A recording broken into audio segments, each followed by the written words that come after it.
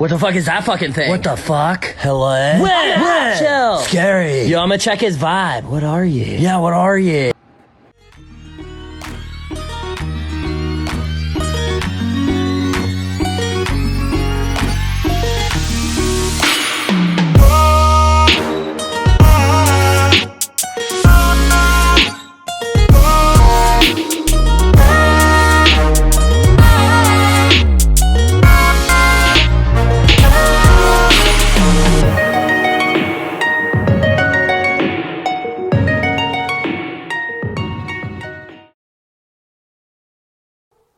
What's up guys, Mac with MDCdiesel here.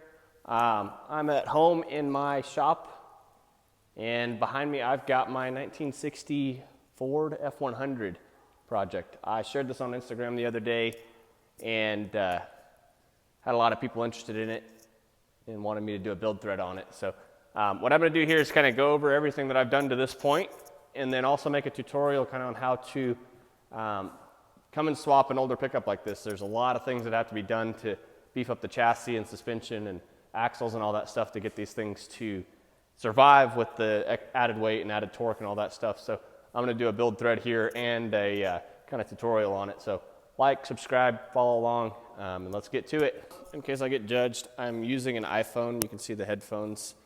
My camera took a nice fall. I set it up on a tripod to do this video, and it had an extension cord to it to charge it because the battery's dead while I was trying to film, and I stepped on it and it went and took a dive and it broke. I'm actually going to walk over to it and show y'all. And so I'm using my iPhone. I've got a GoPro too for some of the stuff, but the GoPro quality isn't as good. Sound quality's not as good. And when I use the headphones, I find it comes pretty good, but yeah, it took a dive and it smashed the end of it there and shattered all the crap out of it. So I'm going to be trying to put it together and fix it, but I think I'm just going to have to buy a new lens for it at least. So anyways, these YouTube videos get expensive. So subscribe, follow along, and maybe they'll pay back these camera failures that I'm having here. So like I said, yeah, it is what it is. So it's coming from a selfie stick on an iPhone. Am I cute yet? I know y'all probably don't want to see my ugly mug the whole time, so I'm going to turn the camera around and do most of this video this way just because it makes it a lot easier to film it and I don't have to walk around backwards and try to make my face look pretty the whole time. Without further ado, we're going to go and get into this build.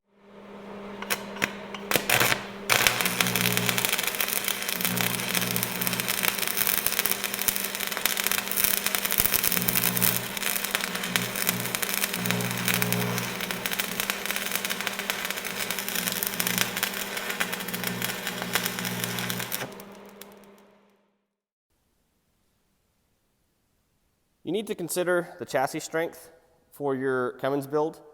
There's a couple things you can do. You can take the factory chassis off of whatever vehicle you're building and stiffen it and strengthen it yourself through modifications, as you can see I've done to this frame. I chose that method just because I don't like the other option, which is basically taking a newer truck or newer vehicle that has a stronger frame to begin with and then just body swapping the old body onto the new frame. That method works actually really well. It's very quick. I find it to be, one, the less fun way. There's a lot less enjoyment out of that just because it's not quite as much fabrication and you don't really get to say that 100% of it's yours. You're just taking parts from mix match and making it work. So I chose this method mostly because the VIN numbers, I have one VIN number for the frame and the same VIN number for the cab. So it's going to have one title versus if you did a frame and a body, you're going to have two VIN numbers technically because one on the chassis, one on the cab, and you'll end up with two titles essentially, which really probably doesn't matter because this is such a Frankenstein whatever as it is, so it's really not going to matter as far as that's concerned. So anyways, first thing to consider, like I said, strength of the frame. Choose a frame that's going to work for the weight, the torque, and everything that you're after. I chose to modify it. I'm going to go over basically what I did to modify this chassis. And let's get into that. Quick disclaimer before I start talking about the chassis. This is going to beat me up every time I look at it. and every time anybody else looks at it. So before y'all beat me up over it, I know my paint is complete crap on this. It is POR 15, which I did apply the right way. It actually sticks really, really well. I unfortunately let it sit under a light for too long. It sat for 3 years under a light without me even touching it. I never saw it for about 3 years, and it ended up chalking it over, making a kind of yellowy haze to it. So I decided I'm going to sand parts of it off just to see how hard it is to get off, but eventually I'm going to pull everything off of this chassis, sandblast it, and then recoat it. I think I'm going to do steel coatings, but anyways, just a little disclaimer there. Don't beat me up too much on it. So the 1960 Ford chassis, straight out of the box, is essentially a C-channel frame. I'll provide a picture just so you can see what that is. A C-channel doesn't have the structural rigidity as a fully boxed piece. So what that really does is it makes the frame flex a lot whenever you put any sort of torsional load on it. So if that wheel goes up, it's going to twist the whole frame, and you know, vice versa if you're doing the back, whatever. And so it allows for a lot of flex. When you have a high torque engine like that, it is going to twist the frame pretty hard, and the amount of torque that I was putting through it has been known to twist frames much smaller than these, or much bigger than these, I should say. So I figured it'd probably be best to stiffen and brace this frame as best as I could. So this is kind of what I did to it. I went ahead and I removed every cross member on it. The factory cross members were riveted in. As you can see, these holes were where the factory cross members were going down it. This was a small one. There's a small one here, and then a big one there that went across and kind of filled in this whole thing. There's another big one there. There's one that went under over here, and so on. Transmission cross member, of course. And so what I did is I decided I'm going to take some 4-inch by 2-inch steel beams, that's 1/4 inch thick, and I'm going to cut it to butt up into the inside of this frame. It actually goes all the way in and around, so it's welded all the way around on each end of this. And then I boxed it in with, I believe it's 3/16 plate, and welded it on the outside as well. So it's welded inside and outside on all the beams.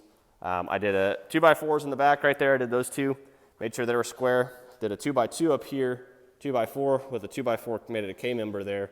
And then I added some more. It's an upside down K-member basically. I'm not sure the proper term for that, but as you can see, I added some downward bracing there. I had a big open spot here, kind of on purpose, just for access to the top of the transmission if I ever pulled the cab. And then I did my own cross member down here for the transmission. I bought custom tabs online and did it that way. So anyways, that's pretty much what I did for this chassis to really strengthen it up. I'm actually going to do another cross member here that goes over. It's just kind of a strut brace just to keep the weight from flexing these shock towers inward. There's a 2x2 up front, and it's completely boxed in all the way around, as you can see. And that really stiffened this up. It probably added about 300 pounds of weight to this chassis here. So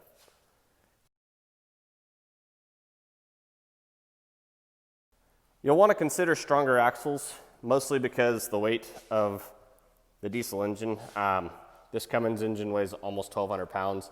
I believe a Duramax engine's in the 900-ish pound range, a 6.0 Power Stroke, somewhere around there. Most of them are 800 plus pounds, basically. So whenever you're doing a swap like this, you're putting a crap ton more weight on the front end. Most gas engines, like a small block Chevy, for example, is around 450, 500 pounds. The Y block that came out of this was about 600 pounds.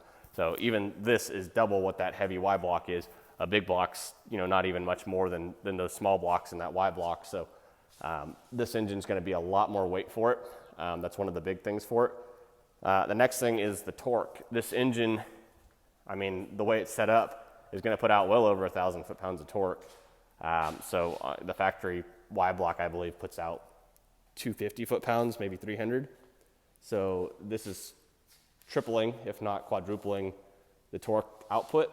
So you're putting a lot more strain on the ring gears, a lot more strain on, you know, the weight of it. Everything about it is, you know, needing a stronger axle. So yes, you could get away with smaller axles.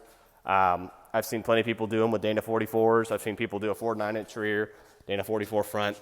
I've even seen people put Dana 30s under a Cummins. It's it happens. It works. It probably wouldn't last very long, so I'd highly recommend it, especially if you're going off-road, to upgrade to something that's designed to hold the weight and designed to handle the torque. I wanted to go a little bit overkill just because I kind of wanted this to be a little bit of an off-road rock crawler build with a street kind of vibe to it. It's going to be kind of just a all-around toy truck. But anyways, I went with an AAM 11.5-inch rear end. This is off of a 2003 Dodge Ram 2500. They put these on 03 through 2012 models and actually have them on even the newer versions. They're just slightly different. This is a 4-inch axle tube, but it's a massive axle. It weighs about 400 pounds. The front axle, matching axle off of the same truck that I got that rear one off of. This is an AAM 9.25, 3.75-inch axle tube. So still a huge axle tube up front. Designed for a Cummins engine that came on the 2500 Dodges. It's a big axle. It's definitely going to hold the weight and handle the torque of this engine. It's one of the better axles out there in my opinion. They do have some downfalls. They don't have lockout hubs or anything like that. They're permanently locked, so as they're running, they wear out U-joints a lot more on the axle shafts and all that stuff, but not a big deal. One of the things I liked about it actually is that you don't have to lock it out, because like I said, it's going to be kind of a off-road rig in some ways, so these axles will work out perfect for that. They are 373 gears. I'm using the factory AAM gears because I found that typically they hold up better even than the aftermarket gears. So a huge factor after you pick out your axles is going to be your suspension. You're going to need something that's going to handle the weight and really what you're trying to do with the truck. I wanted kind of rock crawler. I kind of wanted to go off-road. I didn't want it to ride like crap off on the road. I wanted to still be able to drive it on road as well. So I went leaf springs in the rear, coil springs with a 4-link in the front. It's a pretty complex setup to switch to a 4-link on the front. If you're not a fabricator, I would recommend steering away from it just because it's a lot more work than putting leaf springs on something that probably already came with leaf springs. So this truck had leaf springs front and rear, and I decided to convert it just because I wanted the ride quality of it. I wanted the flexibility of the coilovers, and just really overall, I think it looked cooler anyway. So just to kind of give some advice on how to do a setup like this, I wanted to lift the truck. I didn't want it to sit the same as the factory two-wheel drive 1964 did. They sit really low. So what I did is I got a set of springs. I went online and I started looking for lift kits for a 1960 Ford, which do not exist. So I started looking for custom leaf springs. There is a company out of Colorado called Alcan Spring, and you can send them the dimensions you need, the weight that the truck's going to be, the height you want it to be, and they'll make you a set of leaf springs that are going to be perfect for what you need. For really any application. You can do that for Jeeps, you can do it for side-by-sides, whatever you want to put leaf springs on. I know most side-by-sides now are coils and stuff, but I've seen some on stuff like that. Alcanspring.com, I'll put a link in the description. Awesome guys, awesome spring rates for this. It's a pretty cool setup that they can make custom leaf springs for you right here in America. So the coilovers on the front suspension are a whole different ball game. Really a lot more complex system. It's going to ride a lot better. It's really a lot cooler looking, and really is a pretty slick way to go in my opinion. I like this a lot. So anyways, these are King 2.5-inch coilovers. They are dual rate springs. They're valved for a little bit of street use, mostly street use, and a little bit off-road. They do that just because the off-road use, they actually valve them a little bit looser. I guess the seals are looser or something. And they tend to leak, I guess, when they're sitting. I'm not really sure. This setup's been sitting for 3 years and it hasn't leaked, so I guess they did something right there. Anyways, got these Kings from filthymotorsports.com. I believe the guy's name is Ben over there. I really like his business model. I like the way he handles business. He will talk you through everything you need to know. He won't steer you wrong. I told him the weight that I thought the truck was going to be at. I told him the height that I wanted it to be, the size of the shock tower I was using, and really everything I wanted it to do. And he valved it, set it up, set the spring rates and everything. And I think he did a killer job on it. I believe the spring rates worked out perfect. They're sitting almost perfect right now. And when I get the weight of the cab and the rest of the stuff to finish it off, it should sit at exactly where it needs to be. So as you can see, it kind of sits a little bit leaned back. That's obviously because there's not any weight from the cab or any of that on there now. So keep in mind, again, it is a 1,200 pound engine. The transmission adds a little bit of weight as well. It is a little bit heavier than the factory transmission that came in this truck. So I went with a pretty stiff setup just for that reason. The 4-link setup is a whole nother ordeal. This is something that you may want to get into, you may not. If you can do leaf springs in the front and you don't want to fabricate your own setup, then by all means, it's probably the easier way to go. If you do a chassis that already has a suspension under it that can handle it, if you do like an F250 or F350, anything like that, it may already handle the weight without changing any of the suspension, so you may not want to change it up like I did, but this is kind of something custom for the off-road build I wanted to do, and did it as it is. So, bit of a disclaimer here. These are DOM tubes. You buy little inserts, you weld them in, you drill the hole, all that stuff, and I only did these because I needed a way to move this before I got my links done. I didn't do a good job. I didn't care to do a good job. It was just something I did to get it out of the way. What I'm actually doing is over here. These are 7075 links. I'm going to put a little excerpt in here, kind of all about those. They're really pretty cool. They're going on this setup though instead of these DOM tubes, so the ugly DOM tubes are going away. Like I said, that was just a temporary thing so I could move it.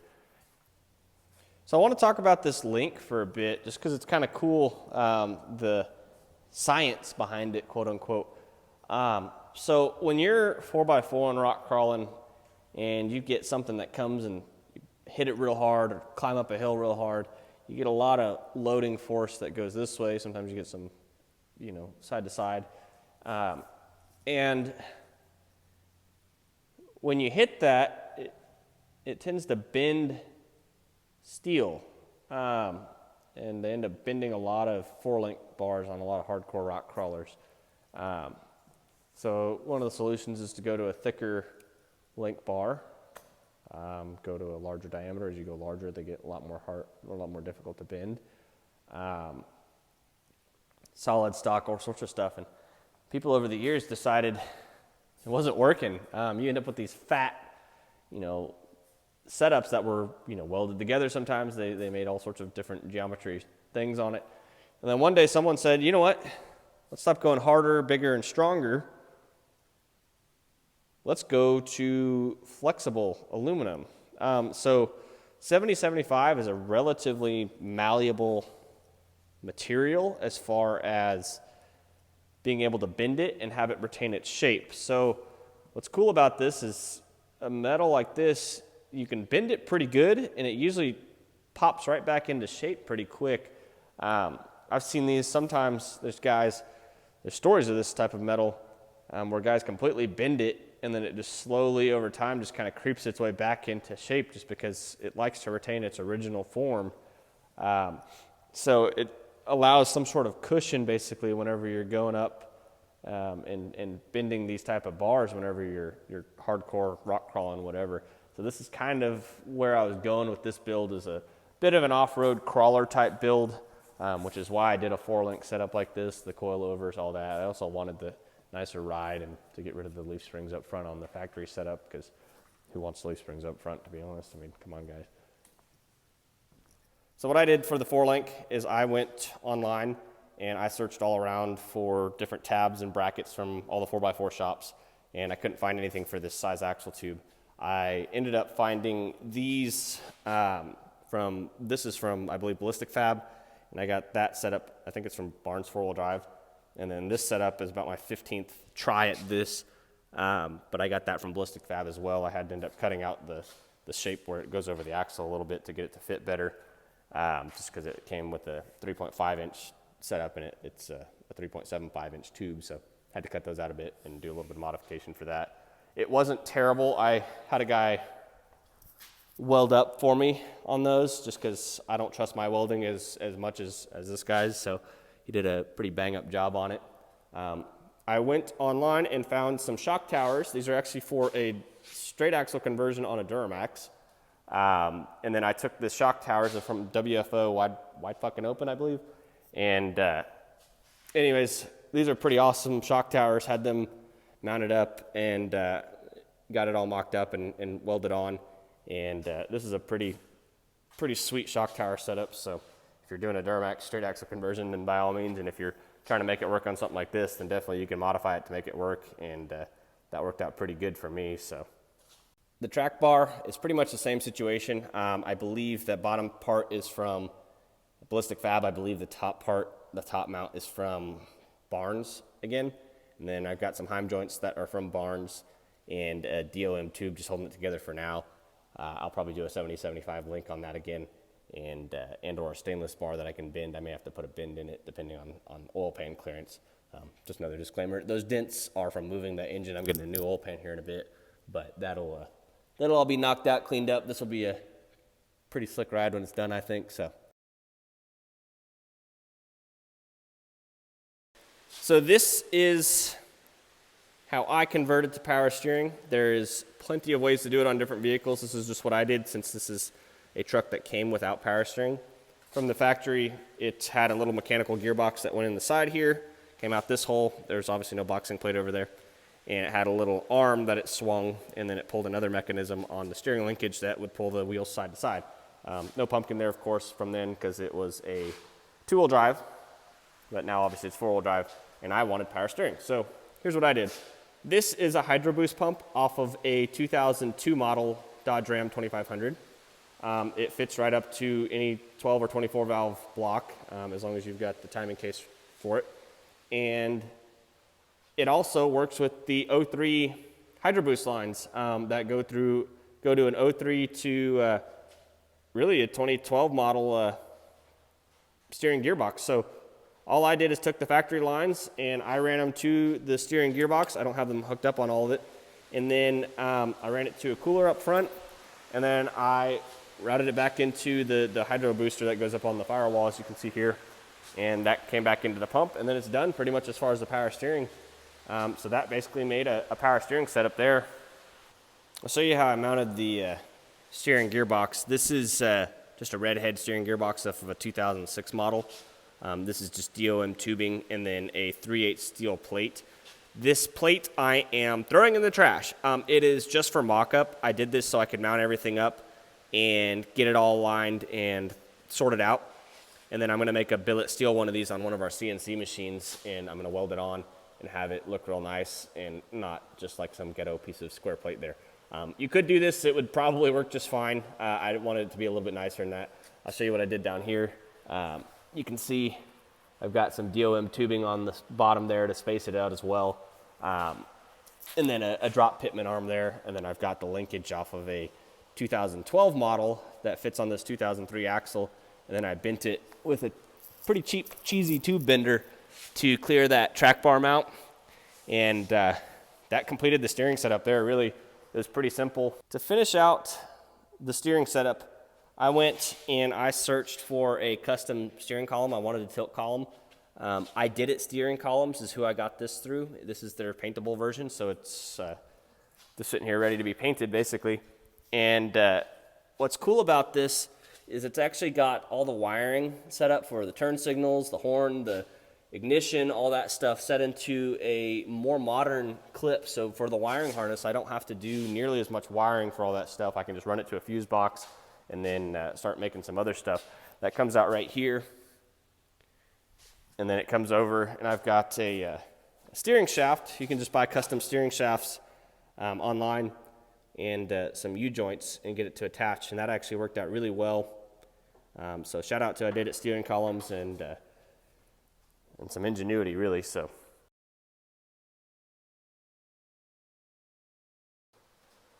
Okay, so engine mounts. These come from DCS, Diesel Conversion Specialists.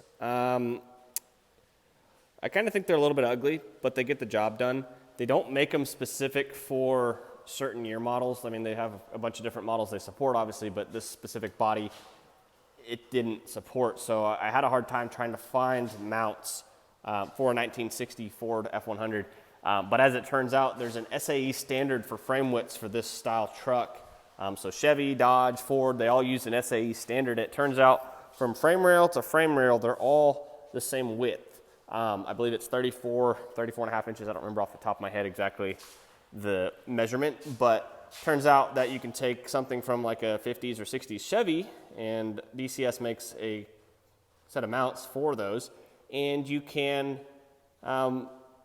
basically use them for really any truck from 55 to 72. After 72, I believe they switched away from the SAE standard and started changing the frames again. But anyhow, that is a pretty cool thing that you may not know there. It took me a while to figure that out, and I was really frustrated, thought I was gonna have to make my own mounts, and almost did. I tried a couple different setups and hated it. So they don't fit perfect with this just because I've got the shock towers, so it's crammed up against this. I've got to pull this engine again, cut this back a little bit more, and then get this to line up more. But honestly, even if I just tighten these bolts, this is just literally a bolt just sitting in there. If I tighten this, it'll pull that straight. So it's not really a lot of modification, but just some things I wanted to do to make it a little bit better. So.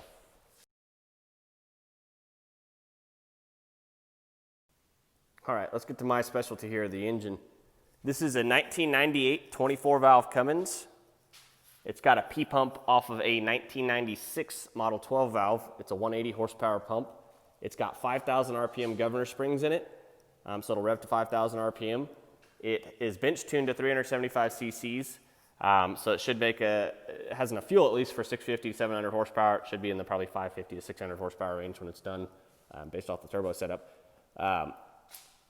It has 7x10 Ducky fuel injectors in it. We exclusively carry Ducky fuel injection injectors on our website, MDCdiesel.com. So if you need a set of injectors for your 12 or 24 valve, we can get you set up with those.